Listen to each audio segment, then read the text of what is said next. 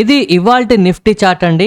Last 10 నిమిషాల్లో ఎందుకింత fall వచ్చింది ఇవాళ? పొద్దున్నుంచి కూడా ఎంతో కొంత నెగటివ్ గా ఉన్న ఒక్కసారిగా ఈ ఫాల్ రావడానికి ప్రధాన కారణం ఏంటి? ఇక ఇరాన్ దగ్గర నుంచి చాలా పెద్ద భయంకరమైన స్టేట్మెంట్ వచ్చిందండి. 10 న్యూక్లియర్ బాంబ్స్ కి సరిపడా యురేనియం వాళ్ళ దగ్గర ఉందట. ఇది నిజమా? అసలు నెక్స్ట్ ఏం జరగబోతోంది మనకు తెలియాలి. ఇక పాకిస్తాన్ సడన్ గా కొంత ఇంపార్టెన్స్ అయితే మళ్ళీ మార్కెట్ లోకి తీసుకొస్తుందండి. వీళ్ళు సడన్ గా సౌదీ అరేబియా వైపు మొగ్గు చూపిస్తున్నారు. అండ్ మరో పక్క పాకిస్తాన్ కి సంబంధించిన ఒక వ్యక్తిని వాషింగ్టన్ కి స్పెషల్ గా తీసుకెళ్తున్నారండి. ఎందుకు జరుగుతోంది ఈ విధంగా? ఇప్పుడు తెరపైకి పాకిస్తాన్ ని అమెరికా ఎందుకు మళ్ళీ పదే పదే తీసుకొస్తోంది? ఇక ఇండియాకి అమెరికాకి మధ్యలో ట్రేడ్ డీల్ అయితే ఫైనల్ స్టేజ్ లో ఉందట.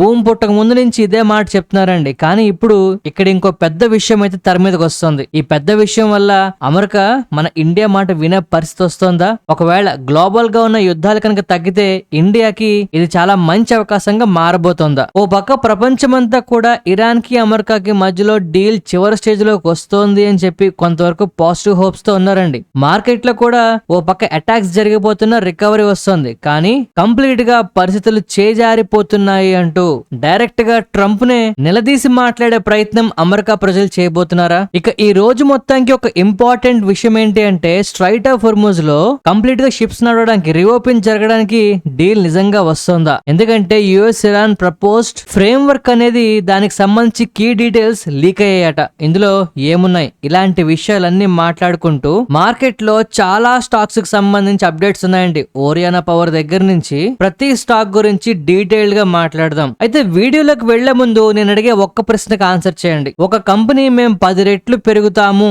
అని ధైర్యంగా చెప్పినప్పుడు, లేదు అంటే ఒక అంబిషియస్ గా టార్గెట్ ఇచ్చినప్పుడు అందులో ఎంత వరకు జరిగే అవకాశం ఉంటుంది? లేదంటే 10 రెట్లు వాళ్ళు పెరుగుతారన్న కనుక అట్లీస్ట్ అందులో 50% జరిగే ఛాన్స్ ఉంటుందా? ఓ 30% జరిగే ఛాన్స్ ఉంటుందా? మీ ఒపీనియన్ ఏంటనేది ఫస్ట్ కామెంట్ సెక్షన్ లో చెప్పండి. నేను మీరు ఇచ్చే ఆన్సర్ కోసం పక్కా వెయిట్ చేస్తానండి. సో ఇప్పుడు మనం మార్కెట్ లో సడన్ గా వచ్చిన ఈ ఫాల్ గురించి మాట్లాడాలి. 3 గంటల వరకు పర్వాలేదు, మార్కెట్లు కామ్ గానే ఉన్నాయి. కోర్స్ నెగిటివ్ గా ఉన్నా పర్వాలేదు కంపేర్ చేసుకుంటే. కానీ 3 గంటలకు ఒక్కసారిగా ఎఫ్ఐఎస్ సెల్ చేస్తారా? లేదంటే కొత్తగా వార్ టెన్షన్ ఏమైనా వచ్చిందా? రిటైల్ ట్రేడర్స్ అయితే చాలా షాక్ అయ్యేలా ఉంది పరిస్థితి. యాక్చువల్ గా రీజన్ ఏంటి అంటే MSCI రీబ్యాలెన్సింగ్ అయితే జరిగిందండి. జనరల్ గా ఈ మాట అందరం వింటుంటాం, కానీ ఈసారి చాలా గట్టిగా కనబడింది తెర మీద. గ్లోబల్ గా ప్యాసివ్ మనీ ఫ్లోస్ అన్ని కూడా కంట్రోల్ చేసే ఇన్విజిబుల్ మెషిన్ అండి ఈ MSCI రీబ్యాలెన్సింగ్ అనేది. ఈ MSCI రీబ్యాలెన్స్ ద్వారానే బిలియన్స్ ఆఫ్ డాలర్స్ ఆటోమేటిక్ గా ఒక స్టాక్ లోకి రావడం లేదా బయటకు వెళ్ళిపోవడం జరుగుతూ ఉంటుంది. Federal bank, MCX, national aluminium, Indian bank కి ఇన్ఫ్లోస్ అయితే వస్తున్నాయి. ఇప్పుడు Hyundai Motors, Jubilant food works, Kalyan jewelleries, RVNL ఇలాంటి వాటిల్లోంచి మనీ అయితే బయటకు వెళ్ళిపోతుంది. అంటే ఎందులోకైతే డబ్బులు వస్తున్నాయని చెప్పుకున్నామో అవన్నీ MSCI ఇండెక్స్ లో యాడ్ చేయడం జరిగిందండి. రిమైనింగ్ వాటిని బయటకు తీయడం జరిగింది. అయితే ఇక్కడ మెయిన్ ప్రాబ్లం ఏంటి అంటే మనకి MSCI ఇండెక్స్ లో 2024లో ఇండియాకి 20% వరకు వాటా ఉండేదండి. ఇప్పుడు అది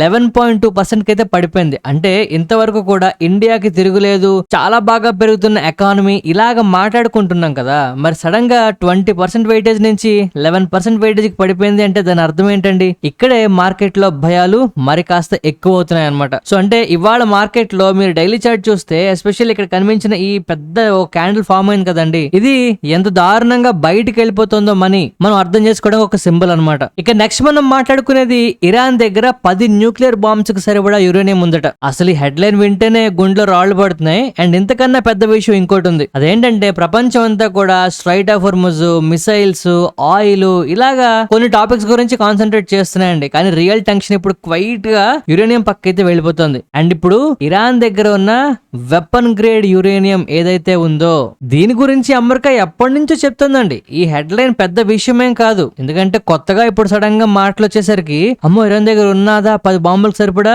యురేనియం ఉంది అని చెప్పి భయపడడం సహజమే. కానీ అసలు విషయం ఏంటంటే ఇప్పుడు ఇరాన్ దగ్గర ఉన్నది 60% ఎన్రిచ్మెంట్ అయి ఉన్న యురేనియం అండి. దీన్ని 90% తీసుకురావడానికి పట్టే టైం ఇప్పుడు అందరూ భయపడుతున్నారు. ఎందుకంటే 60% నుంచి 90% తీసుకురావడానికి ఎక్కువ రోజులేం పట్టదు. మహా అయితే కొన్ని రోజులు రోజులు కొన్ని వారాల్లో ఈ సినారియో కంప్లీట్ గా పాసిబుల్ అయిపోతుంది అనమాట. ఇప్పుడు అందరూ దీనికి భయపడుతున్నారు. ఇప్పుడు ఒకవేళ ఏమైనా ఛాన్స్ ఉండి ఇరాన్ కనుక బాంబులు తయారు చేయడానికి రెడీ అయిపోయింది అంటే అమెరికా పరిస్థితి ఏంటి, ప్రపంచ పరిస్థితి ఏంటి? ఓ పక్క పీస్ డీల్ కావాలంటున్నారు, మరో పక్క యురేనియం స్టాక్ పైల్ గురించి వార్నింగ్స్ ఇస్తున్నారు. ఇరాన్ లో కొంతమంది ఏం చేస్తున్నారు, మాకు అసలు వెపన్స్ గురించి ఆలోచనే లేదు, మాకు కూడా గల్ఫ్ దేశాల్లో శాంతంగా ఉండాలనే ఉంది అండ్ మా దగ్గర యురేనియం నిల్వలు లేవు అని చెప్తున్నారు.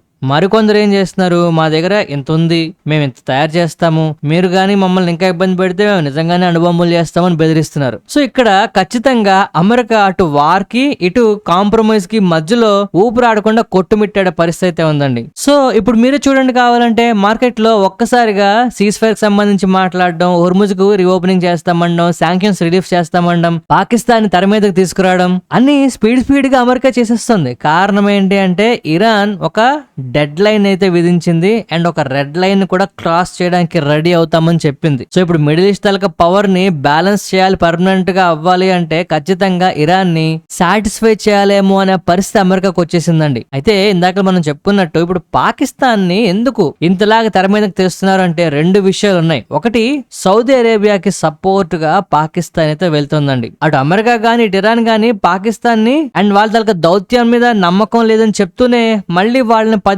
తెర మీదకి ఇద్దరు తీసుకొస్తున్నారు. కారణం చూద్దాం చూడండి. పాకిస్తాన్ డెకేడ్స్ నుంచి ఇజ్రాయెల్ ని అపోజ్ చేస్తూ వస్తుందండి. మీరు ఇది గమనించాలి. ఇప్పుడు సడన్ గా అబ్రహాం అకార్డ్స్ ని తీసుకొచ్చారు. ఈ అబ్రహాం అకార్డ్స్ ఫాలో అవ్వాల్సిన వాళ్ళలో పాకిస్తాన్ కూడా ఉన్నది. ఓ పక్క మిడిల్ ఈస్ట్ లోనేమో పరిణామాలు చాలా స్పీడ్ గా పాకిస్తాన్ లో ఉన్న పాలిటిక్స్ కన్నా స్పీడ్ గా మారిపోతున్నాయండి. సౌదీ అరేబియా వాళ్ళు ఫ్యూచర్ లో ఇజ్రాయెల్ కనుక నార్మలైజేషన్ అవ్వకపోతే అది ఖచ్చితంగా ఇరాన్ కి వాళ్ళకి ఈ తగులు ఇంకా కొనసాగుతాయని చెప్పి ఈ అబ్రహాం అకార్డ్స్ ని ఖచ్చితంగా అపోజ్ చేస్తుంది. ఒకవేళ సౌదీ అరేబియా వాళ్ళు అనుకున్నట్టు లేదు మిగిలిన గల్ఫ్ దేశాలు అనుకున్నట్టు అందరూ కూడా అమెరికా చెప్పినట్టు ఈ అబ్రహాం అకార్డ్స్ కనుక ఫాలో చేశారనుకోండి, అనుకుందాం ఒకవేళ ఫాలో చేస్తే మొదటి నుంచి ఇజ్రాయెల్ కి ఎగ్నెస్ట్ గా ఉన్న పాకిస్తాన్ ఒక్కటే అయిపోతుంది ఇప్పుడు. సో అందువల్ల పాకిస్తాన్ వాళ్ళు ఇండైరెక్ట్ గా బయటకేమో మాకు వద్దు, మేము ఫాలో చేయము, ఇది కరెక్ట్ కాదు, ఫండమెంటల్ గా మేము ఒప్పుకోము అని చెప్తున్నా, తెర వెనకాల మాత్రం ఆసిమ్ మునీర్ అవ్వచ్చు, షహబాజ్ షరీఫ్ అవ్వచ్చు, వీళ్ళందరూ కూడా సౌదీ అరేబియాకి వెళ్ళి అక్కడ మంతనాలు జరుపుతున్నారట. సో డైరెక్ట్ గా మేము ఒప్పేసుకుంటాము,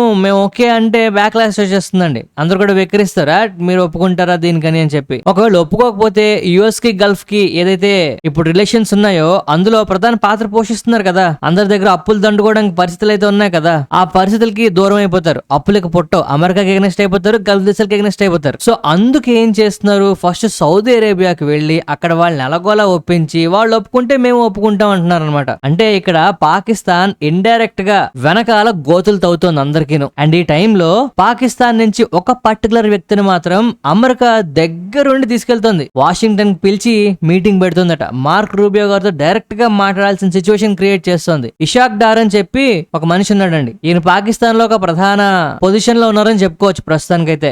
ఈయన్ని సడన్ గా మీటింగ్ కి రండి అని చెప్పి అమెరికా దగ్గరుండి పిలుస్తుంది. అఫీషియల్ రీజన్ ఏంటి అంటే రీజనల్ గా డిప్లొమసీ గురించి మాట్లాడతామని అమెరికా చెప్తున్నా, అనఫీషియల్ గా యుఎస్ ఏంటి అంటే డైరెక్ట్ గా పాకిస్తాన్ ని మిడిల్ ఈస్ట్ నెగోషియేషన్ ఆర్కిటెక్చర్ లో భాగంగా ఉంచుతోంది. అమెరికా ఎట్టి పరిస్థితుల్లోనూ పాకిస్తాన్ నొప్పించాలని చూస్తోంది. ఇప్పుడు పాకిస్తాన్ మీద ప్రెషర్ పెడితే పాకిస్తాన్ ఆటోమేటిక్ గా గల్ఫ్ దేశాలను నొప్పించుకోవడానికి ప్రయత్నం చేస్తుంది. అమెరికా పెద్దగా కష్టపడాల్సిన అవసరం ఉండదు. ఇందాక మనం చెప్పుకున్నాం కదా, ముందు సౌదీ అరేబియా ఒప్పేసుకుంటే తర్వాత మేము ఒప్పుకుంటాము అని పాకిస్తాన్ వాళ్ళు ఇండైరెక్ట్ గా చెప్తున్నారు. సో ఇప్పుడు ఏంటి, అమెరికా ఏం చేస్తుంది, పాకిస్తాన్ నొప్పించడానికి ట్రై చేస్తుంది. పాకిస్తాన్ మీద ప్రెషర్ రాగానే వీళ్ళు ఏం చేస్తారు, సౌదీ అరేబియా పడతారు వెళ్ళి మీరు కూడా ఒప్పుకోండి అని. సో పక్క ఇరాన్ తో వీళ్ళు నెగోషియేట్ చేయడానికి, సౌదీ అరేబియాను ఒప్పించడానికి, ఇజ్రాయెల్ ని కామ్ చేయడానికి, అన్ని విధాలుగా పాకిస్తాన్ ని పావుగా వాడడానికి అమెరికా చాలా చక్కటి ప్లాన్ అయితే వేస్తుందండి. పాకిస్తాన్ ఇప్పుడు ఏంటి అంటే ఈ యుద్ధానికి సంబంధించి అవ్వచ్చు, డీల్స్ కి సంబంధించి అవ్వచ్చు, అంతా కూడా ఒక చేతకాని ప్రక్రియలా చేస్తుంది. కానీ ఒక అథారిటీ ఉన్న లీడర్ గా, ఒక అథారిటేటివ్ పొజిషన్ లో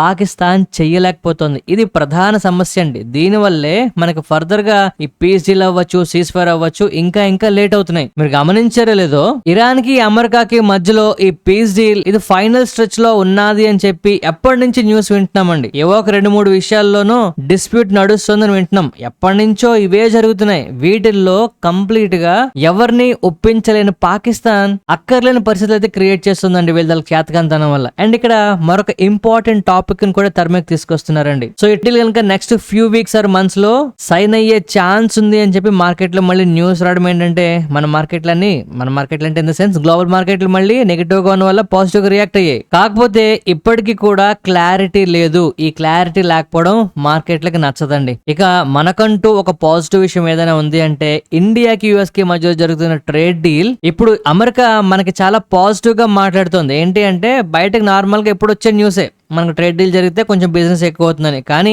హిడెన్ గా ఉన్న లేయర్ ఏంటి అంటే యుఎస్ వాళ్ళు ఇప్పుడు సడన్ గా మన ఇండియాతో అటు మ్యానుఫాక్చరింగ్ వైపు, క్రిటికల్ మినరల్స్ వైపు, సప్లై చైన్ పార్ట్నర్స్ గా చాలా అగ్రెసివ్ గా మనకి ఛాన్స్ ఇస్తుందండి. ఎందుకు ఇప్పుడు ఇస్తుంది అంటే నిన్న మనం చెప్పుకున్నాం ప్రీవియస్ వీడియోలో, చైనాని ఎగనెస్ట్ గా ఉంచాలి అంటే చైనాని అడ్డుకట్టు వేయాలి అంటే ఏషియన్ కంట్రీస్ లో వాళ్ళకి తగ్గ పోటీ ఇవ్వగలిగేది మన ఇండియా మాత్రమే. ఇప్పుడు ఇండియా సపోర్ట్ ఉంటేనే అమెరికా అటు చైనాని ధైర్యంగా ఎదుర్కోగలదు. ఏ హార్డ్వేర్ రేస్ యాక్సలరేట్ అవుతుంది, చైనా దగ్గర డిపెండెన్సీ తగ్గించుకోవాలని చూస్తుంది. రేర్ ఎర్త్ మెటల్స్ కి, మినరల్స్ సంబంధించి స్ట్రాటజిక్ వెపన్స్ ని మన ఇండియాతో కలిపి చేద్దామని చూస్తుంది. ఇక్కడ యుఎస్ ఓపెన్ గా ఏం చెప్తోంది అంటే ఇన్నోవేషన్ వైపు, అడ్వాన్స్డ్ మ్యానుఫాక్చరింగ్ వైపు, energy, digital infrastructure, critical minerals అన్ని సెక్టార్లో ఇండియాకి ఇంపార్టెన్స్ మేము ఇస్తాము అని చెప్తోంది. ఇప్పుడు అంటే జనరల్ గా ఇక్కడ మనం ట్రేడ్ డీల్స్ గురించి మాట్లాడుకుంటే వెనకాల చైనాని అడ్డుకట్టు వేయడానికి వీళ్ళు మనల్ని పావుగా వాడడానికి క్లియర్ గా ఉపయోగిస్తున్నారండి మనల్ని కూడా. కాకపోతే దీన్ని మనం కరెక్ట్ గా ఉపయోగించగలిగితే ఎలక్ట్రానిక్స్, డిఫెన్స్, మ్యానుఫాక్చరింగ్, ఇండస్ట్రియల్,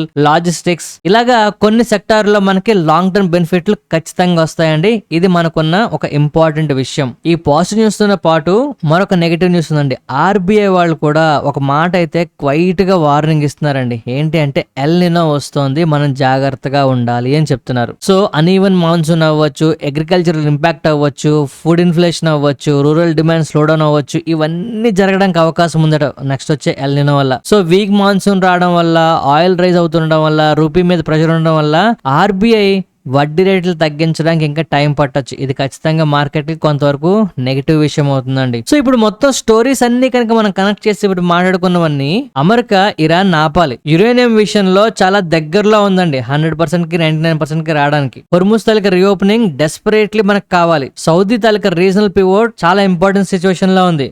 అనవసరంగా పాకిస్తాన్ అన్ని విషయాల్లో వేలు పెడుతోంది. అది కాకుండా మిగిలిన దేశాలు కూడా పాకిస్తాన్ కి ఇంపార్టెన్స్ ఇస్తున్నారు. ఇది కరెక్ట్ విషయం కాదు. ఇండియాని యుఎస్ తాలూకా సప్లై చైన్ పార్ట్నర్ గా ఎలివేట్ అవ్వడానికి అమెరికా చాలా ప్రయత్నాలు చేస్తుంది. ఇక మార్కెట్ లోకి వస్తున్న ప్యాసివ్ మనీ అంటే ఎంఎస్ఏ, రిజిగ్ ఇలాంటివన్నీ కూడా మార్కెట్ లో కొంతవరకు ఫ్లక్చువేట్ చేస్తున్నాయి. మరోపక్క ఆర్బీఐ ఇన్ఫ్లేషన్ గురించి, వడ్డీ రేట్ల గురించి, ఎల్నినో గురించి వార్నింగ్స్ ఇస్తుంది. సో సర్ఫేస్ మీద మనకు అన్ని పీస్ నెగోషియేషన్స్ జరుగుతున్నాయి, పాజిటివ్ గా ఉన్నాయి. ఎస్పెషల్లీ గ్లోబల్ మార్కెట్లు బాగున్నాయి మనకు కనిపిస్తుంది. కానీ తెర వెనకాల మాత్రం కొన్ని టెన్షన్లు కనిపిస్తున్నాయండి. వీటిని మనం కాస్త జాగ్రత్తగానే ఉంచుకోవాలి. సో ఇప్పుడు మీరు చెప్పండి, ఇండియా తలక మార్కెట్ల పరిస్థితి ఎందుకు నెగిటివ్ గా ఉంది అంటే మీకు కారణాలు అర్థమయ్యా కొంతవరకైనా సరే. ఇక ఇవాళ ఫస్ట్ మనం మాట్లాడుకుంటున్న స్టాక్ ఓరియానా పవర్. ఇది నేను హోల్డ్ చేస్తున్నానండి. ఓరియానా పవర్ మంచి రిజల్ట్స్ ప్రకటించినా ఎందుకు నెగిటివ్ గా ఉంది అంటే ఇంచుమించుగా 2000 కోట్ల వరకు మాకు రెవెన్యూ వస్తుందన్నారు, కానీ 1800 కోట్ల వరకే వచ్చింది. గైడెన్స్ మీట్ అవ్వలేదు. ఈ గైడెన్స్ అనేది 1-2 విషయాల్లో కొంచెం తగ్గిపోయింది.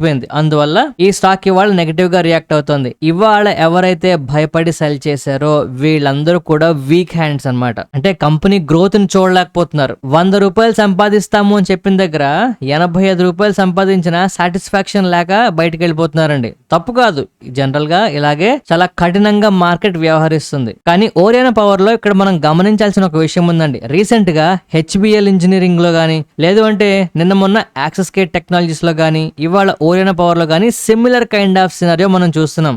గైడెన్స్ అయితే మిస్ అయిపోయారండి వీళ్ళు, మార్జిన్స్ అయితే పడిపోయాయి, కానీ బిజినెస్ అయితే ఏమాత్రం తగ్గిపోలేదు. జస్ట్ ఎగ్జిక్యూషన్ కొంచెం డిలే అవడం వల్ల డబ్బులు రావడం తగ్గాయి, కానీ నెక్స్ట్ కమింగ్ డేస్ లో ఇవన్నీ కూడా రికవర్ అవుతాయని ఒకేలాగా వీళ్ళందరూ కూడా చెప్తున్నారు. ఇప్పుడు నేను మీకు స్క్రీన్ మీద ఒక 10-15 ఇమేజ్లు పెట్టి కంపెనీ వాళ్ళు ఇలా చెప్పారు అలా చెప్పారని డీప్ గా చెప్తానండి. కానీ ఎండ్ ఆఫ్ ద డే కి మీకు ధైర్యం రావాలి కంపెనీ మీద. సో ఒక మాట అయితే ఖచ్చితంగా చెప్తున్నా, ఒరేనా పవర్ ని నేనైతే హోల్డ్ చేస్తున్నా, బైసెల్ రికమెండేషన్ కాదండి, నా పరిస్థితి నేను చెప్తున్నాను. అండ్ మార్కెట్ లో దీని తల సిచ్యువేషన్ ఏంటి అంటే బిజినెస్ లో రెవెన్యూ అనేది డిఫర్ అయింది, క్యాన్సిల్ అయిపోలేదు. కొన్ని ఎగ్జిక్యూషన్లు డిలే అవడం వల్ల, పేమెంట్లు కొంచెం లేట్ అవడం వల్ల వీళ్ళ తలక గైడెన్స్ అయితే మిస్ అయ్యారు, కానీ అవన్నీ కూడా ఫర్దర్ క్వార్టర్ లో రికవరీ అవుతాయని చెప్పి ఈ కంపెనీలు చెప్తున్నాయండి. ఇది జరగడానికి ఛాన్స్ ఉంది. అండ్ మోస్ట్ ఇంపార్టెంట్లీ ఈ కంపెనీ దగ్గర నుంచి వచ్చే ఫర్దర్ అప్డేట్ల కోసం నేను చాలా క్లియర్ గా వెయిట్ చేస్తున్నాను. దాన్ని బట్టి ఇంకా బుల్లిష్ గా పరిస్థితుంటుందా లేదు ఇక్కడి నుంచి మార్కెట్లు కాస్త సైలెంట్ అవుతాయి ఎవరైనా పొజిషన్ లో మనం డిసైడ్ చేద్దాం. నెక్స్ట్ మనం నాట్కో ఫార్మా గురించి మాట్లాడుకోవాలండి. రీసెంట్ టైమ్స్ లో జిఎల్పి సెమాగ్లూటైడ్ ఇంజెక్షన్లు వచ్చాయి, గుర్తుందా అండి? ఇది యాక్చువల్ గా షుగర్ కు మందు, కానీ దీని వల్ల బరువు తగ్గుతున్నారని విపరీతమైన క్రేజ్ నడుస్తుంది మార్కెట్ లో. అండ్ మన ఇండియాలో ఈ సెమాగ్లూటైడ్ ఇంజెక్షన్లు దింపిన వాళ్ళలో one of the early birds కింద నాట్కో ఫార్మా మనం కన్సిడర్ చేసాం. ఇవాళ ఈ స్టాక్ 13% కన్నా ఎక్కువ కింద పడిందండి. కారణం ఏంటి అంటే వీళ్ళ తాలూకా నెట్ ప్రాఫిట్ 34% డ్రాప్ అయిపోయిందట. మరి ప్రాఫిట్లు ఇంతలా పడిపోతే ఊరుకుంటారా అండి? ఖచ్చితంగా నెగిటివ్ గానే తీసుకుంటుంది మార్కెట్. నెక్స్ట్ మనం నెట్వర్క్ టెక్నాలజీస్ గురించి మాట్లాడుకోవాలండి. అలాగే బ్లాక్ బాక్స్ గురించి కూడా చెప్పుకోవాలి. అండ్ ఫైనల్ గా E2E నెట్వర్క్ గురించి కూడా మాట్లాడుకోవాలి. ఇవాళ ఈ 3 స్టాక్స్ అన్ని కూడా మనకి కాస్త పాజిటివ్ గా కనిపించాయి. అఫ్ కోర్స్ మార్కెట్ క్లోజ్ అయ్యే టైం కి E2E కొంచెం నెగిటివ్ గా అయిపోయింది. ఇవన్నీ పెరగడం గల ప్రధాన కారణం ఏంటి అంటే ఆంథ్రోపిక్ వాళ్ళు సడన్ గా ఫండ్ రైజింగ్ అయితే అనౌన్స్ చేశారండి. సో ఈ ఏఐకి సంబంధించి రిలేటెడ్ స్టాక్స్ అన్ని కూడా ఇవాళ మనకి పెరగడం అయితే జరిగింది. ఏఐకి సంబంధించి ఎన్విడియా రిజల్ట్స్ బాగా వస్తున్నంత కాలం, వీటిలో హోప్ ఉన్నంత కాలం మన ఇండియాలో నెట్వర్క్ టెక్నాలజీస్ అవ్వచ్చు, బ్లాక్ బాక్స్ అవ్వచ్చు, E2E అవ్వచ్చు, అండ్ ఇలా డైరెక్ట్ ఏ రిలేటెడ్ ఉన్న స్టాక్స్ కొన్ని మనకి కొంతవరకు బజ్ ని క్రియేట్ చేస్తూనే ఉంటాయండి, గుర్తుపెట్టుకోండి. నెక్స్ట్ మనం fact fertilizers chemicals Travancore limited గురించి మాట్లాడుకోవాలండి. ఈ స్టాక్ తాలూకా నెట్ ప్రాఫిట్స్ ఆల్మోస్ట్ 95.5% డిక్లైన్ అవడం జరిగిందట. అందువల్ల ఈ స్టాక్ చాలా నెగిటివ్ గా ఉందండి. అండ్ అంతేకాదండి, ఫర్దర్ గా మనకి మాన్సూన్ కూడా కాస్త వీక్ గా ఉంటుందని ఒక ఫోర్కాస్ట్ రావడంతో చాలా ఫెర్టిలైజర్ స్టాక్స్, కావేరీ సీడ్స్ అవ్వచ్చు, NFL అవ్వచ్చు, ఇలాంటివన్నీ కూడా ఆఖరికి ట్రాక్టర్ స్టాక్స్ కూడా కొంతవరకు నెగిటివ్ గా ఉన్నాయండి. కాస్త జాగ్రత్తగా గమనించాలి. నెక్స్ట్ మనం ఏషియన్ పెయింట్స్ గురించి మాట్లాడుకోవాలి. సర్ప్రైజింగ్లీ చాలా గుడ్ న్యూస్ అయితే వచ్చిందండి. అఫ్ కోర్స్ స్టాక్ ప్రైస్ లో అంత పెద్ద రియాక్షన్ మనకు కనిపించట్లేదు.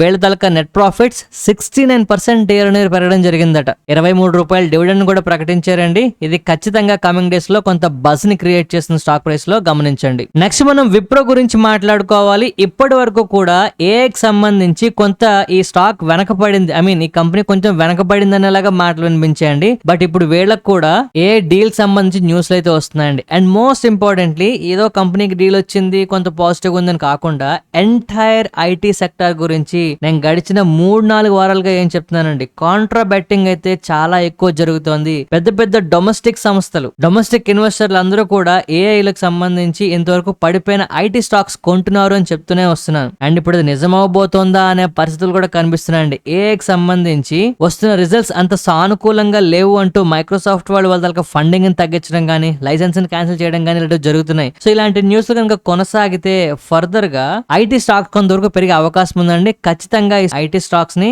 ఒక కన్నేసి ఉంచాలి మనం గ్యారంటీగా. నెక్స్ట్ మనం పీసీ జ్యువెలరీస్ గురించి మాట్లాడుకోవాలి. ఇంట్రాడే సెషన్స్ లో చాలా గట్టిగా పెరిగిందండి. బట్ మార్కెట్ క్లోజ్ అయ్యే టైం కి నెగిటివ్ గా ఉండడం వల్ల 5% దగ్గరగా క్లోజ్ అయింది. వీళ్ళ దళక Q4 profits almost 61% year on year పెరగడం జరిగిందండి. అందువల్ల ఈ స్టాక్ లో చాలా మంచి పాజిటివ్ మొమెంటం కనబడింది. ఇవాళ చూద్దాం, ఒకవేళ ఇవాల్టి ఈ లెవెల్ ₹9.50 లేదంటే ₹9.60 సస్టైన్ అయిందనుకోండి, కమింగ్ డేస్ లో మనకు ఆపర్చునిటీస్ క్రియేట్ చేయడం అవ్వచ్చు. ఎందుకంటే ఇప్పటికే గడిచిన కొన్ని క్వార్టర్స్ గా దీంట్లో పర్ఫార్మెన్స్ రివైవ్ అయితే అవడం మనం చూస్తున్నామండి. పెద్ద టర్న్ అరౌండ్ వస్తుంది. ఇప్పటికి చాలా సార్లు దీన్ని నమ్మి డబ్బులు పోగొట్టుకున్న వాళ్ళు ఉన్నారు. బట్ ఈసారి చూద్దాం ఏం జరుగుతుందో. నెక్స్ట్ మనం భారత్ డైనమిక్స్ గురించి మాట్లాడుకోవాలి. ఇవాళ ఈ స్టాక్ బాగా పడిపోయింది. కారణం ఏంటంటే వీక్ Q4 రిజల్ట్స్ అండి. ఎగ్జిక్యూషన్ కూడా కొంత డిలే ఉండడం, బ్రోకరేజ్ సంస్థలు కూడా కాస్త నెగిటివ్ గా ఉండడం, ఈ స్టాక్ బాగా నెగిటివ్ గా ఉంది. కొన్ని రోజులు దీంట్లో కొంత ఇబ్బంది టైం ఉంటుందేమో అనిపిస్తుందండి. పిఈ కూడా 105 కనిపిస్తుంది. సో దీంట్లో ఫాల్ రావడమే కరెక్ట్ ఏమో అనిపిస్తుంది. కాస్త జాగ్రత్త.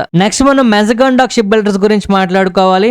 ఇంటర్ సెషన్స్ లో కొంతవరకు బాగానే పెరిగింది. కారణం ఏంటి అంటే ఫైనాన్స్ మినిస్టర్ దగ్గర నుంచి 70,000 కోట్లకు సంబంధించి P751 సబ్మెరైన్ డీల్ కి సంబంధించి న్యూస్ రావడం ఈ స్టాక్ ఇవాళ మనకి కాస్త పాజిటివ్ గా ఉందండి. ఖచ్చితంగా ఫర్దర్ గా దీంట్లో కొంత బజ్ మళ్ళీ క్రియేట్ అవడానికి అవకాశం ఉంటుంది, గుర్తుపెట్టుకోండి. నెక్స్ట్ మనం కేఫ్ కాఫీ డే ఎంటర్ప్రైజెస్ గురించి మాట్లాడుకోవాలి. ఇవాళ 20% అప్పర్ సర్క్యూట్ లో అయితే ఉందండి. అయితే దీనికి గల కారణాలు ఏంటో మీకు తెలుసా? ఇది మీరు ఖచ్చితంగా చెప్పాలండి, ఓకేనా? ఎందుకంటే చాలా ఇర్రెలవెంట్ కారణాలు నేను చెప్పను, కానీ ఇంట్రెస్టింగ్ కారణాలు అయితే కనిపిస్తున్నాయి. ఇవాళ ఈ స్టాక్ 20% అప్పర్ సర్క్యూట్ లో ఉండడానికి కారణం ఏంటి? మీలో ఎంతమందికి తెలుసు కామెంట్ సెక్షన్ లో చెప్పండి. తెలియని వాళ్ళందరూ కూడా అబ్జర్వ్ చేస్తారు. నెక్స్ట్ మనం ఎంసీఎక్స్ గురించి మాట్లాడుకోవాలండి. గడిచిన సంవత్సరం 2 సంవత్సరాలుగా మార్కెట్లు పడిపోతున్న ఈ స్టాక్స్ మాత్రం బాగా పెరిగాయండి, ఎస్పెషల్ ఎంసీఎక్స్. అండ్ ఇప్పుడు ఈ కంపెనీకి సంబంధించి ఒక ఇంపార్టెంట్ అప్డేట్ వస్తుంది. యూబీఎస్ వాళ్ళు ఏం చెప్తున్నారు అంటే పీక్ ఎర్నింగ్ మూమెంటం, అంటే బాగా డబ్బులు సంపాదించే సీజన్ ఇక అయిపోయింది వీళ్ళకి, ఫర్దర్ గా ఇంత డబ్బు వీళ్ళు సంపాదించలేరు అనే విధంగా కొంత కామెంటరీ చేసిందండి మార్కెట్ పరిస్థితుల దృష్ట్యా. అందువల్ల ఏంటి అంటే మార్కెట్ ఈ స్టాక్ ని ఇవాళ కాస్త కింద పడేసింది. జనరల్ గా ఇప్పుడు ఏంటంటే కంపెనీ దగ్గర రిటర్న్స్ అన్ని బాగున్నాయండి, మంచి ప్రాఫిట్లు ప్రకటిస్తోంది. ఫర్దర్ గా ఈ ప్రాఫిట్లు ప్రకటించడం కష్టం అనేలాగా మాట్లాడడం ఏంటంటే ఇవాళ ఈ స్టాక్ కింద పడిపోయింది. సో మీరు ఎవరైనా హోల్డ్ చేస్తుంటే ఖచ్చితంగా స్టాప్ లాస్ అయితే పెట్టుకోండి. ఇక ఎల్జీ ఎక్విప్మెంట్స్ గానీ, వోక్హార్డ్ ఫార్మా గానీ, త్రివేణి టర్బైన్ గానీ, అదాని టోటల్ గ్యాస్ గానీ, ఇలాగ కొన్ని స్టాక్స్ లో కొంత మొమెంటం అయితే మనం గమనించామండి. చూడండి, ఈ స్టాక్స్ లో ఏవైతే చెప్పానో అవి LG equipments, Wockhardt pharma, Triveni turbine, Adani total gas, వీటిల్లో వస్తున్న మొమెంటం సస్టైన్ అయితే ఖచ్చితంగా ఫర్దర్ గా అవకాశాలు ఉంటాయండి. ఖచ్చితంగా వీటి మీద ఒక కన్నేసి అయితే ఉంచండి. నెక్స్ట్ మనం జ్యోతి సిఎన్సి గురించి మాట్లాడుకోవాలండి. ఇవాళ ఈ స్టాక్ బాగా కింద పడుతోంది. కారణం ఏంటి అంటే వీళ్ళ తలక నెట్ ప్రాఫిట్స్ తగ్గిపోయండి. కంపెనీ వాళ్ళు మేము చితక్కొట్టేస్తాం, ఓడపొడిచేస్తాం అని చెప్పారు గతంలో, కానీ రియాలిటీ అలా లేదు. అనుకున్నంత గ్రోత్ అయితే వీళ్ళు చూపించలేకపోయారు. ఫలితంగా స్టాక్ చాలా నెగిటివ్ గా ఉంది. అండ్ ఈ నెగిటివ్ ట్రెండ్ ఇంకా కొనసాగడానికి చాలా అవకాశాలు కూడా ఉన్నాయి.